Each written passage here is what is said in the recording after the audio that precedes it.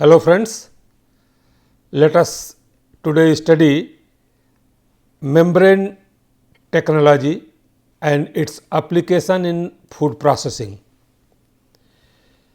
The membrane technology is a comparatively recent development in food processing industry. Major criteria here in this technology is separation on the basis of size of the molecules. Sometimes even surface charge may also have some effect. The driving force is generally the pressure differential. The purpose of the technology may be both, that it can be used for processing or value addition in food materials, or it can be used for shelf life extension. Of any membrane process, the basic unit or heart of the process is the membrane. The membrane acts as a barrier, that is, it separates two phases, it acts as a filtering medium, it is very effective as filter in separation and purification processes, and the membrane which is used here in this process is semi permeable, that is, it is selective in nature. It can pass one thing and it can not allow to pass through the other things, that is, allows some material to permit through it, while it restricts the transport of various molecules in a selective manner. It permits separation of particles and molecules where a wide range of size and molecular weights, and performs the separation by a combination of sieving and diffusion mechanisms. The membrane separation process, you can see in this figure, it is shown that here it is the membrane, and on one side of the membrane there is the solution, you can say feed material, in which the solution and different solutes are present, and when it is forced with some pressure, right, that is the driving force, as I told you, it is the pressure, then it causes the material to flow, and obviously that is the depending upon the type of the membrane, its pore size and other factors, etc. It allows passage of some material component and retains some component on the other side of the membrane, which you can see here, that is mostly the solvent particles here, they have come in the permeate in picture, and the solute particles, they are retained, maximum of they are retained.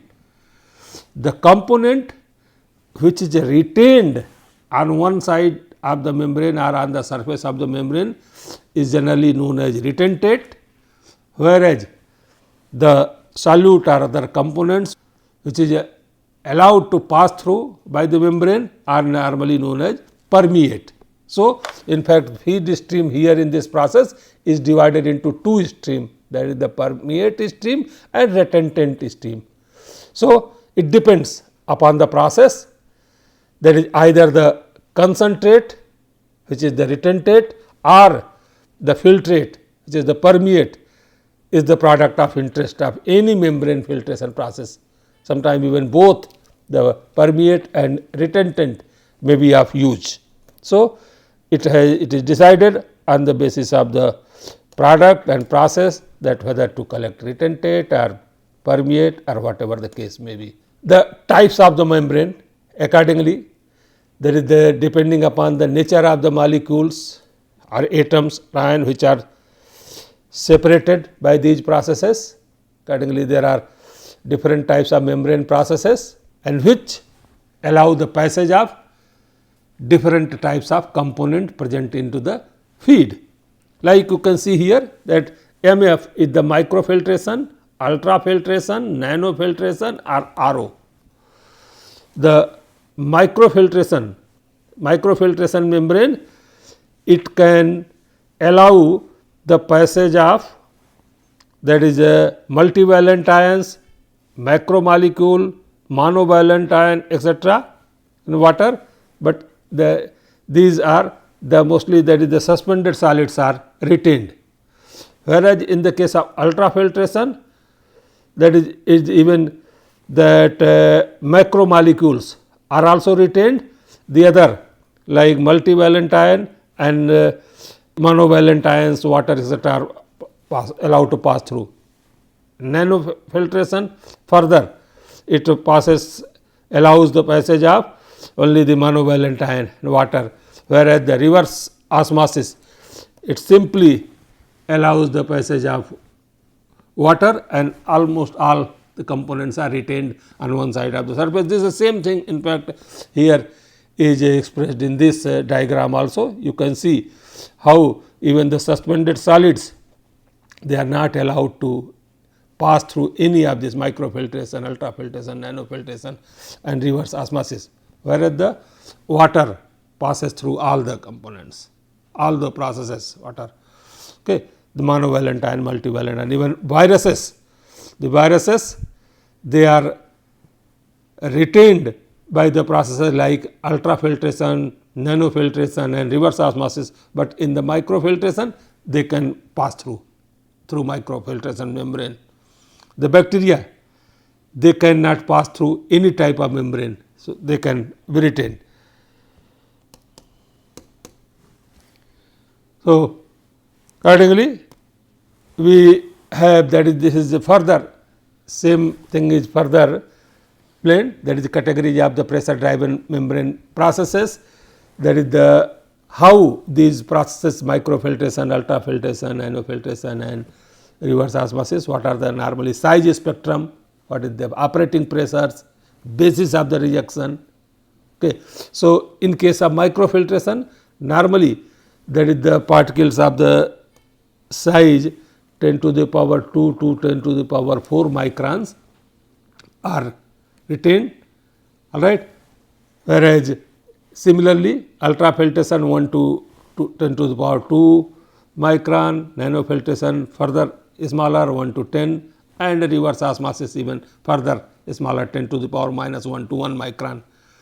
The operating pressure required in microfiltration is less, maybe less than 1 bar, whereas ultrafiltration 1 to 10 bar, nanofiltration it may require more pressure, maybe 20 to 40 bar, and reverse osmosis processes, RO processes, they need maximum pressure among all these processes, membrane technology process, that is maybe 30 to 60 bar or even 70 bar. So, the basis of the rejection in all the processes, while in the microfiltration process it is basically a sieving mechanism, the absolute size of the particle, the separation takes place, whereas in the other cases it is the molecular weight cutoff. Okay. That solutes to be separated, maybe we have already mentioned, that is the, but clay, paint, oil droplets, suspended matters, microorganisms, etc. they are separated out or retained on the microfiltration membrane, that is the in addition to this pectin, proteins, high molecular weight substances, polyphenol, etc. enzymes, they are retained by ultrafiltration, nanofiltration, sugar, low molecular weight substances, polyphenol, dyes, and this salt or electrolytes, they are retained here in the case of reverse osmosis. Okay. So, the purpose basically, normally the microfiltration and ultrafiltration processes are used for clarification or turbidity removal in general, whereas the nanofiltration is used for decolorization and purity increase. The reverse osmosis process is used for concentration and desalination processes. The reverse osmosis, in this picture I have tried to explain it, that you can see here, suppose in a system there are solution and solvent if they are separated by a semi-permeable membrane, and if this semi-permeable membrane is selective to solvent, that it will allow the passage of the solvent, but obviously not the solutes, then the flow will take place in this direction from the solvent to solution. And the gradient for this flow obviously is the osmotic pressure exerted by the various solute particles. So, if a pressure higher than the osmotic pressure is applied, that is here on this side a pressure is applied, and obviously this should be higher than the osmotic pressure exerted by the different solutes present in the solution, then the direction of the flow can be reversed. So, this is known as reverse osmosis. Earlier case it was osmosis. So, the osmotic pressure, that is the for the reverse osmosis to take place, that is the osmotic pressure, that is the pressure differential pressure which is applied, it should be higher than the osmotic pressure of the system. And as you know that in this solution, in any food material you can take water, you can take orange juice or sea water or anything, and it generally contains different types of solutes. These solutes vary in their nature, in their size, in their other characteristics.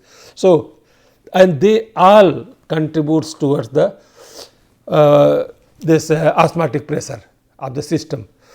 In general, the contribution of any species to the total osmotic pressure is inversely proportional to its molecular weight. Like that smaller molecules such as salt and sugars etc. contribute much more to the total osmotic pressure of the system than do the large molecules or macromolecules like protein etc. As this you can see here with the example, that is the sea water and casein solution with the same amount of total solids. Sea water also 3% total solid approximate and casein solution 3% total solid approximate. There is a huge difference in the osmotic pressure of both. The sea water with 3.5% total solid has 14.1 bar osmotic pressure, whereas the casein solution it gives only 0.03 bar osmotic. So, the major difference is the nature of the macromolecule, particularly the molecular weight size of the macromolecule. Similarly, you can say that is the milk and whey, that is they both exert same osmotic pressure 6.7 and 6.7 approximately at double, that is the when the total solids soluble solids total solids of the whey at 6%, it gives the same osmotic pressure than that of the milk, which has almost double, that is 11% the total. So, it becomes very clear that the size of the macromolecule, their molecular weight exerts the or contribute more lower particles. So, let us see some, because in the flow to happens and whatever when the pressures etc. is applied, and there are certain calculations to be made in order to have a process efficiency and to optimize it.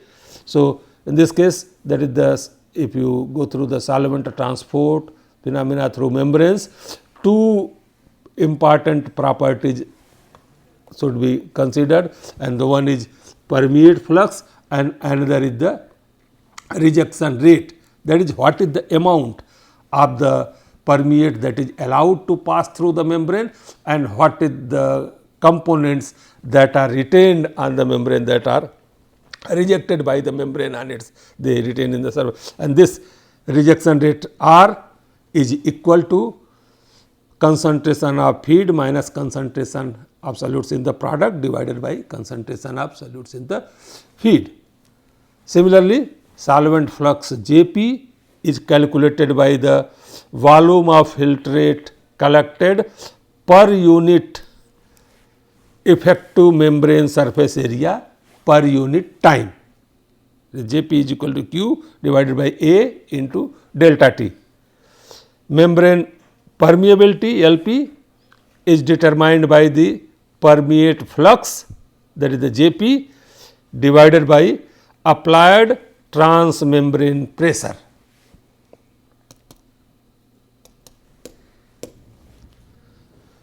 Now, this there are certain factors which influence the flux or which which govern the membrane separation process.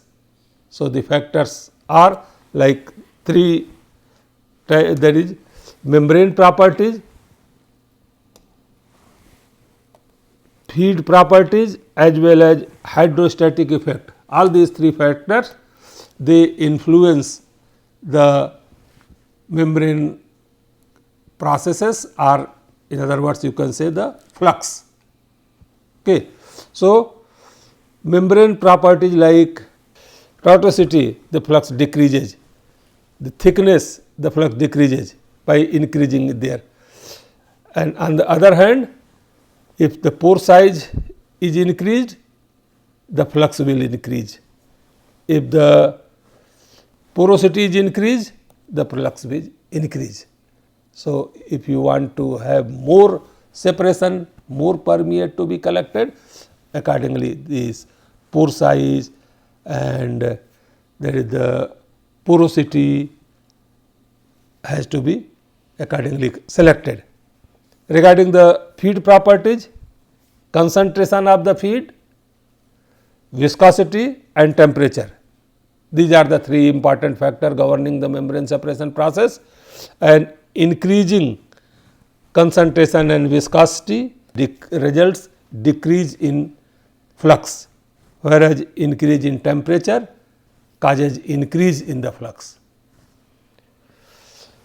Hydrostatic effects like transmembrane pressure and cross flow velocity, increase of both results into the increase in flux. There are few other calculations which should need to be taken into consideration for better process efficiency, and these are solvent flux, that is the solvent flux is proportional to the pressure difference, that is applied pressure minus osmotic pressure. From Hansen-Poiseuille equation, the solvent flux can be calculated, that is J W is equal to d square into the delta pi divided by 32 mu L, where d is the capillary or pore diameter, mu is the dynamic viscosity and L is the capillary length. So, another model equation developed for the flux is J is equal to delta p minus delta pi mu R m plus R f plus R p, where R m is the membrane resistance, R f is the fouling resistance and R p is the resistance of concentration polarization layer. So, what are the fouling and concentration polarization layer? These are the other important factors which influence the membrane separation process, that we will discuss separately in the next slides. Okay. Before going to the fouling and concentration polarization etc., maybe that we will take up in the next lecture. Let us see another important type, that is the type of the membrane. Okay.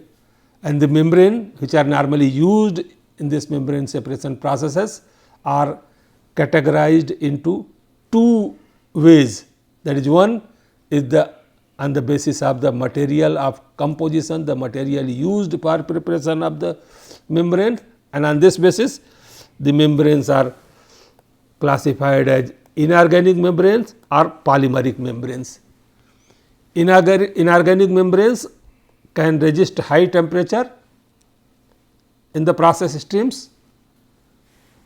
They are of lowest particle size, that is the lowest particle size is attainable in micron range. Examples of inorganic membranes include ceramic membrane, alumina, zirconia, etc. Polymeric membranes, they have some sort of temperature limitation, that is maximum temperature they can tolerate is 90 degrees Celsius, They can control the pore size, tune up to the angstrom level. Examples of polymeric membranes include cellulose acetate membrane, polysulfone membrane PS or PES, PAN, PVDF, etc. These are the types of the membranes. Inorganic membrane and polymeric membrane classified are named on the basis of the material which is used for their. Another way of classifying these membranes is that is the in terms of their developmental stage, and in this way the membranes are classified as first generation membrane, second generation membrane and third generation membranes. First generation membranes used in the commercial scale, that is the first membrane you can say was the cellulose acetate membrane. These are prepared as a 0.1 to 1 micron thick skin are held with thick porous support.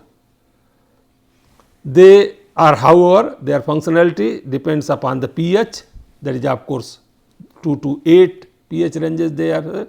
If the pH is decreased or increased above this range, then it may have problems in functionality, and also they are limited to the temperature tolerance.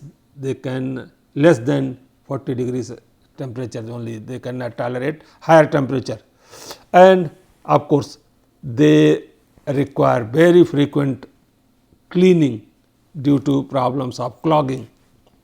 Second generation membrane, most of the limitations of the first generation membranes or cellulose acetate membranes are taken care of, they are removed or solved in the second generation membrane, and they are mostly the polymeric membrane which are made of polyamide, PS, PAN, PVDF, etc. These membranes are much resistant to pH variations as well as they are resistant to higher temperature as compared to the CA membrane.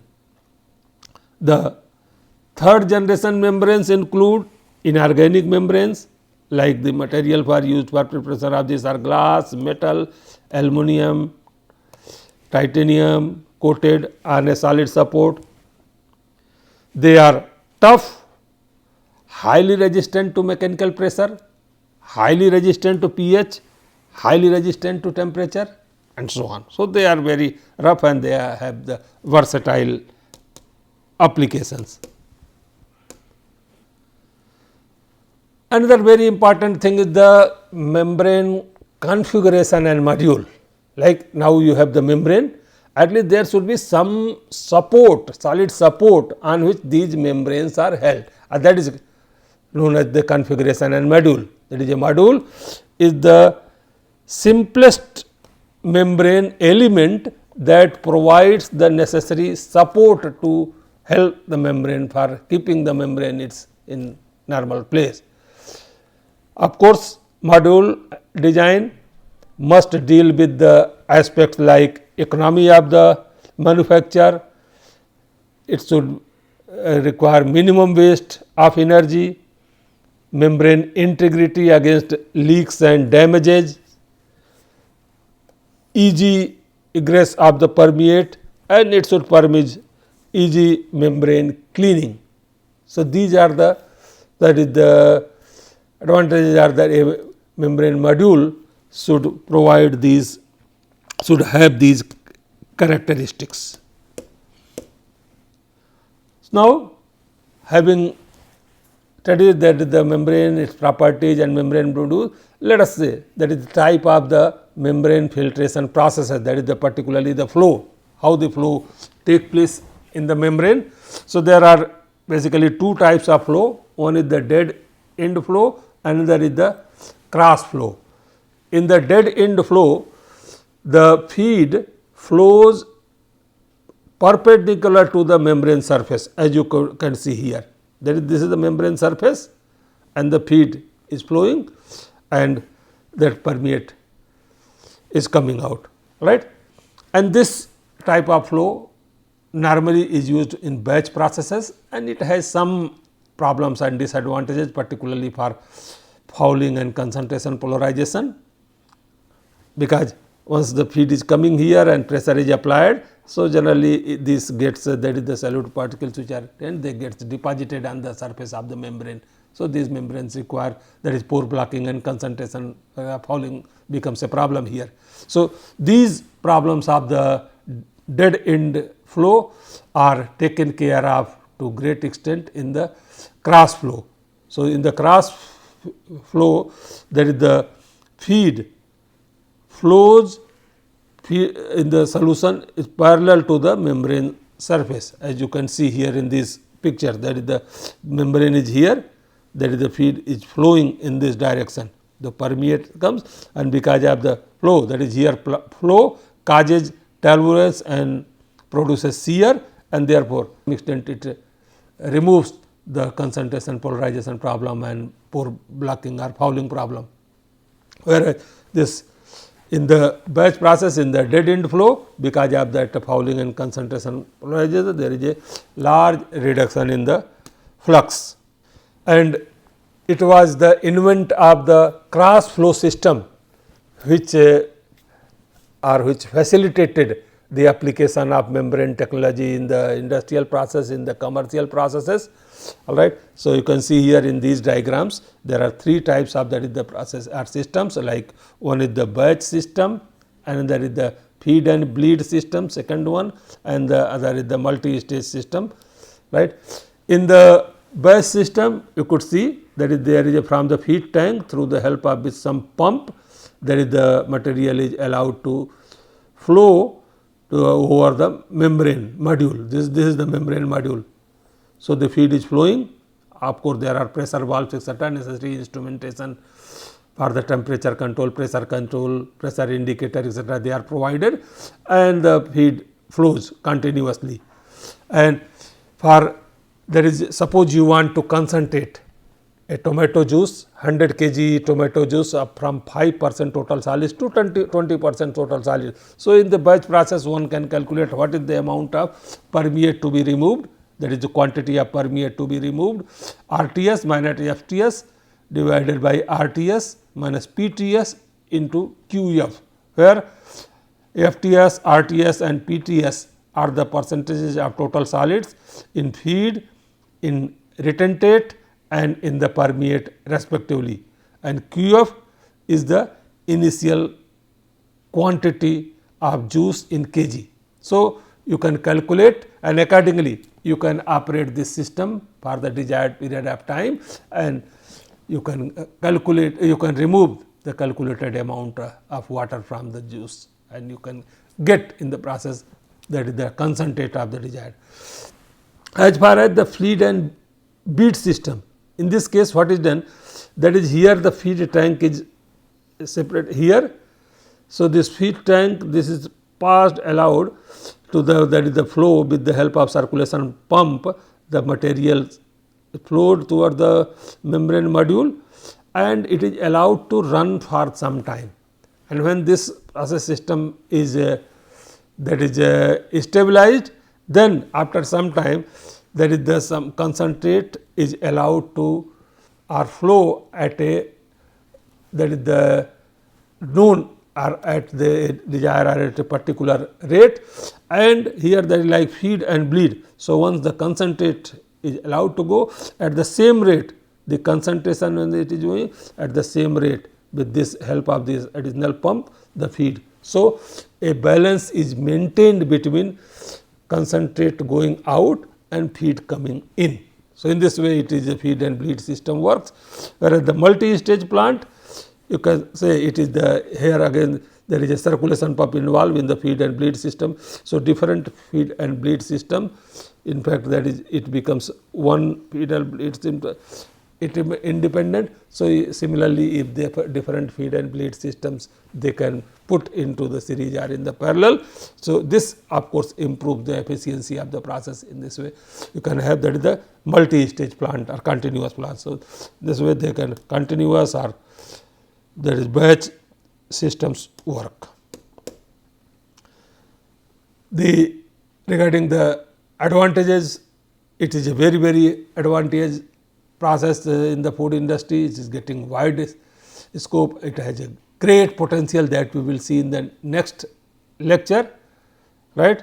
But it is here in this membrane filtration process, that is it provides specific separations, that is one can get even specific compounds or components etcetera from the material like amino acids, like fatty acids etcetera can be separated using this process, right. It is a pressure driven, not much involvement of the temperature here in this process. So, the product which is obtained, whether the retentant or concentrate, they are all, that is the destruction of the components or bioactives etcetera are not involved here. This even operate at a low temperature or ambient temperature. So, this is the benefit, it is a non-thermal process, it can be categorized. So, the generally associated problem with the thermal processes are avoided here. There is no phase change involved in the material. So, again it is beneficial from the product quality of view, product functionality point of view, and it is a cost effective technology. So, this gives you friends an overview, that is the basic principles of the membrane technology, that membranes, their type, their nature, what are the different membrane processes, membrane module, and in the manner in which it can be operated like the systems and machinery batch system as well as in the continuous phase system. In the next lecture, we will take up further details of this, maybe particularly types of the different modules and its application in food industry. Thank you.